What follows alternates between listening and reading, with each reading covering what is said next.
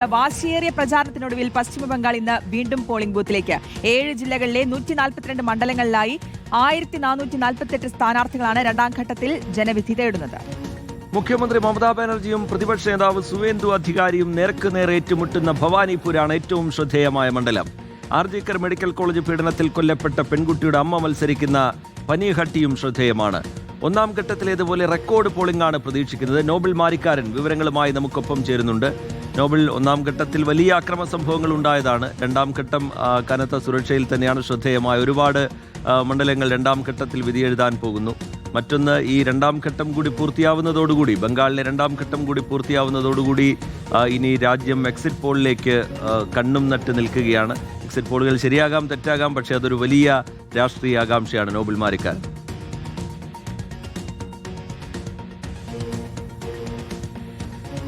റിജിത്ത്, ശ്രുതി, very good morning. നമ്മൾ എന്താണെങ്കിലും ഇന്നിപ്പോൾ പശ്ചിമ ബംഗാളിൽ അവസാനഘട്ട വോട്ടെടുപ്പിന്റെ ഒരുക്കങ്ങൾ കണ്ടുകൊണ്ടിരിക്കുകയാണ്. രാവിലെ 7 മണിക്ക് തന്നെ ഇവിടെ പോളിംഗ് ആരംഭിക്കും. ഇതിനോടകം തന്നെ ഉദ്യോഗസ്ഥരെല്ലാം എത്തിക്കൊണ്ട് ഇവിടെ ബൂത്തുകൾ ഒരുക്കുകയാണ്. നമ്മൾ രാഷ്ട്രബിഹാരി എന്ന് പറയുന്ന നിയമസഭാ മണ്ഡലത്തിലാണുള്ളത്. ഇവിടെ 3 ബൂത്തുകളുണ്ട്. 140, 141, 142 ഇങ്ങനെ 3 ബൂത്തുകളുണ്ട്. നിലവിൽ ഇപ്പോൾ പോളിംഗ് ഏജന്റുമാരും ഉദ്യോഗസ്ഥരും മാത്രമാണ് ഇവിടേക്ക് എത്തിയിരിക്കുന്നത്. കൂടുതൽ ആളുകളൊക്കെ എന്താണെങ്കിലും എത്തുന്നേ വോട്ടർമാർ അടക്കമുള്ള ആളുകൾ എത്തുന്നതേ ഉള്ളൂ. പക്ഷേ എങ്കിൽ പോലും വലിയ ആവേശത്തോടെയായിരിക്കും പശ്ചിമ ബംഗാൾ ഈ രണ്ടാം ഘട്ടത്തിലും വോട്ട് ചെയ്യാൻ പോകുന്നത് എന്ന കാര്യത്തിൽ യാതൊരു സംശയമില്ല. ഉദ്യോഗസ്ഥർ അവരുടെ ബാക്കി സാമഗ്രികളൊക്കെ തയ്യാറാക്കുന്ന കാഴ്ചയാണ് നമുക്ക് കണ്ടുകൊണ്ടിരിക്കുന്നത്. അത്തരത്തിൽ ഒരുക്കങ്ങൾ തുടങ്ങിക്കൊണ്ടിരിക്കുകയാണ്. മൊത്തം ഇന്നിപ്പോൾ 142 മണ്ഡലങ്ങളാണ് വിധി എഴുതുന്നത്. മൊത്തം 3.21 കോടി വോട്ടർമാരുണ്ട്. എന്താണെങ്കിലും 1448 സ്ഥാനാർത്ഥികൾ മത്സരരംഗത്തുള്ളപ്പോൾ ഏറ്റവും പ്രധാനപ്പെട്ട കാര്യം എന്ന് പറയുന്നത് ഈ തെരഞ്ഞെടുപ്പ്, പ്രത്യേകിച്ച് രണ്ടാം ഘട്ടം എന്ന് പറയുന്നത് TMCയുടെ ശക്തി കേന്ദ്രത്തിലാണ് നടക്കുന്നത് എന്നുള്ളതാണ്. മൊത്തം കഴിഞ്ഞ തവണ 142-ൽ 123 മണ്ഡലങ്ങളുടെയും വിജയിച്ചത്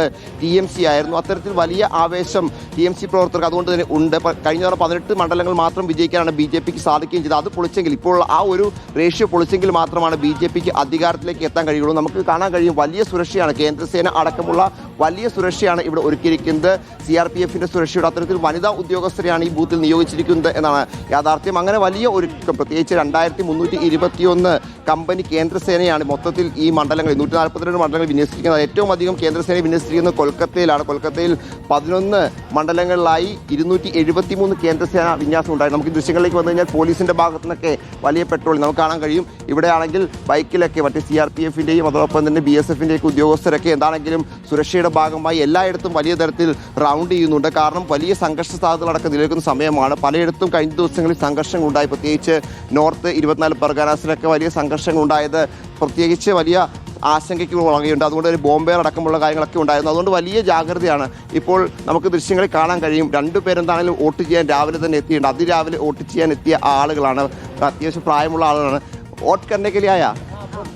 इतना जल्दी आ गया? हाँ ना, बहुत दूर जाना है हम लोग को. ये लड़का हमको देखे हम चला जाएंगे. ये लड़का देखे है. ओके. इस बार कौन जीतेगा बता सकता है? എന്താണെങ്കിലും ആർക്കാണ് വോട്ട് എന്നുള്ള കാര്യം ഇപ്പോഴും പുറത്തു പറയുന്നത്. മനസ്സിൽ തന്നെ സൂക്ഷിക്കുകയാണ്. കുറച്ച് ദൂരത്തേക്ക് പോകാനുള്ള, അതുകൊണ്ട് രാവിലെ തന്നെ വോട്ട് ചെയ്ത് പോകാൻ വേണ്ടി വന്നതാണ്. എന്താണെങ്കിലും വലിയ ഒരുക്കങ്ങൾ പൂർത്തിയായിരിക്കുന്നു. ഏറ്റവും പ്രധാനപ്പെട്ട കാര്യം എന്ന് പറയുന്നത് ഈ രണ്ടാം ഘട്ടത്തിൽ ജനവിധി എഴുതുമ്പോൾ അതിൽ ഏറ്റവും നിർണായകമാവുന്ന മണ്ഡലം ഭവാനിപൂരാണ്. കാരണം നിലവിലത്തെ മുഖ്യമന്ത്രി മമതാ ബാനർജിയും പ്രതിപക്ഷ നേതാവ് സുവേന്ദു അധികാരിയും നേർക്കുനേർ മത്സരിക്കുന്ന മണ്ഡലമാണ്.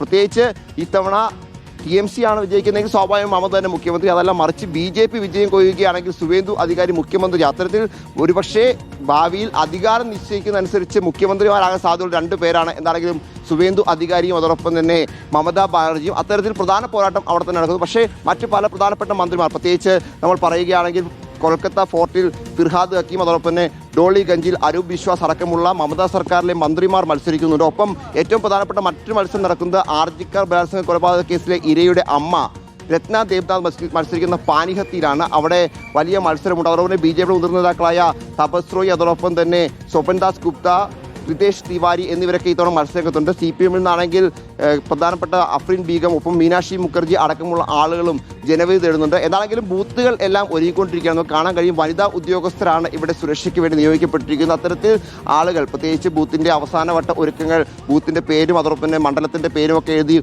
അത്തരത്തിൽ അവസാനവട്ട ഒരുക്കങ്ങളാണ്. 7 മണിക്ക് തന്നെ പോളിംഗ് ആരംഭിക്കും. ഇതിനോടകം തന്നെ ഇവിടെ വോട്ട് ചെയ്യാൻ ആളുകളടക്കം എത്തുകയും ചെയ്തിട്ടുണ്ട്. എന്താണെങ്കിലും വലിയ വാശിയേറിയ പോരാട്ടം നടക്കുകയാണ്. വലിയ വാശിയേറിയ പോരാട്ടത്തിൽ ഇത്തവണ കഴിഞ്ഞ തവണ 93% ശതമാനത്തിലേക്ക് പോളിംഗ് ശതമാനം എത്തിയിരുന്നു. ഇത്തവണയും ആ റെക്കോർഡ് ഭേദിക്കുമോ എന്നാണ് എല്ലാവരും ഉറ്റുനോക്കുന്നത്. അങ്ങനെയാണെങ്കിൽ സ്വാഭാവികമായും ആര് വിജയിക്കും എന്ന് പറയുക വലിയ അസാധ്യമായിരിക്കും. ശ്രുതി. ശരി, നോബൽ മാരിക്കാരൻ ബംഗാളിൽ നിന്ന് വിശദാംശങ്ങൾ പങ്കുവയ്ക്കുകയായിരുന്നു. ദേശീയ രാഷ്ട്രീയം ഏറെ ശ്രദ്ധയോടുകൂടി ഉറ്റുനോക്കുന്ന തെരഞ്ഞെടുപ്പാണ് ബംഗാളിലേത്. ഇന്ന് രണ്ടാം ഘട്ടത്തിൽ ബംഗാൾ വിധിയെഴുതാൻ പോകുന്നു. ഭവാനിപൂർ ഉൾപ്പെടെ ശ്രദ്ധേയമായ ഒരുപാട് മണ്ഡലങ്ങൾ, മന്ത്രിമാർ മത്സരിക്കുന്ന മണ്ഡലങ്ങൾ, ഇവിടെയൊക്കെ നമ്മൾ ഉറ്റുനോക്കുകയാണ്. വോട്ടെടുപ്പ് പൂർത്തിയായതിനു ശേഷം രാജ്യം കാത്തിരിക്കുന്ന എക്സിറ്റ് പോൾ ഫലങ്ങൾക്കായാണ്. അതിന് നമ്മൾ ആകാംക്ഷയോടുകൂടി കാത്തിരിക്കുന്നു. അതിന്റെ സമഗ്ര വിവരങ്ങൾ റിപ്പോർട്ടിലൂടെ പ്രേക്ഷകർക്ക് അറിയുകയും ചെയ്യാം. നോബൽ മാരിക്കാരൻ വിശദാംശങ്ങൾ പങ്കുവയ്ക്കുകയായിരുന്നു.